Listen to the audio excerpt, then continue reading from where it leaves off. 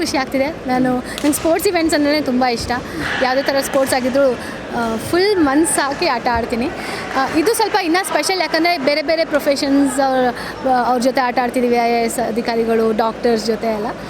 ಇದೊಂಥರ different experience, but ತುಂಬ enjoy ಮಾಡ್ತಾ ಇದ್ದೀನಿ. ಇಷ್ಟು ದಿನ ನಟನೆ ಮೇಡಮ್, ನಟನೆ ತುಂಬ ಬ್ಯುಸಿ ಆಗಿದ್ರೆ, ಬಟ್ ಸ್ಪೋರ್ಟ್ಸ್ ಎಷ್ಟು ಇಂಪಾರ್ಟೆಂಟ್ ಮೇಡಮ್ ಈ ಇದರಲ್ಲಿ?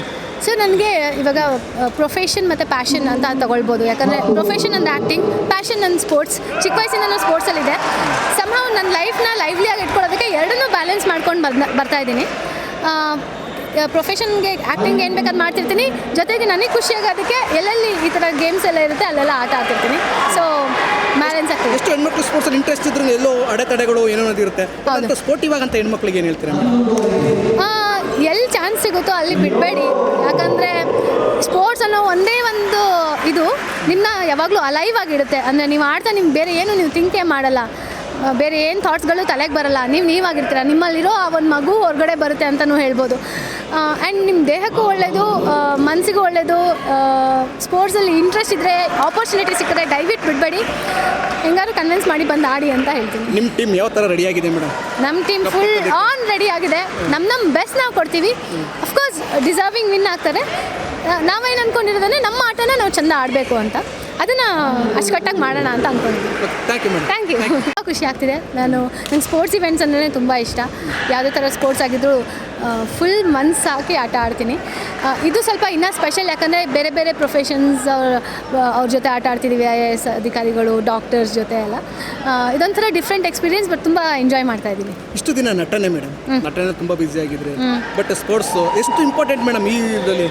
ಸೊ ನನಗೆ ಇವಾಗ ಪ್ರೊಫೆಷನ್ ಮತ್ತು ಪ್ಯಾಷನ್ ಅಂತ ತಗೊಳ್ಬೋದು. ಯಾಕಂದರೆ ಪ್ರೊಫೆಷನ್ ಅಂದರೆ ಆ್ಯಕ್ಟಿಂಗ್, ಪ್ಯಾಷನ್ ನನ್ನ ಸ್ಪೋರ್ಟ್ಸ್. ಚಿಕ್ಕ ವಯಸ್ಸಿಂದ ನಾನು ಸ್ಪೋರ್ಟ್ಸಲ್ಲಿದೆ. ಸಮ್ಹೌ ನನ್ನ ಲೈಫ್ನ ಲೈವ್ಲಿಯಾಗಿ ಇಟ್ಕೊಳ್ಳೋದಕ್ಕೆ ಎರಡನ್ನೂ ಬ್ಯಾಲೆನ್ಸ್ ಮಾಡ್ಕೊಂಡು ಬರ್ತಾ ಇದ್ದೀನಿ.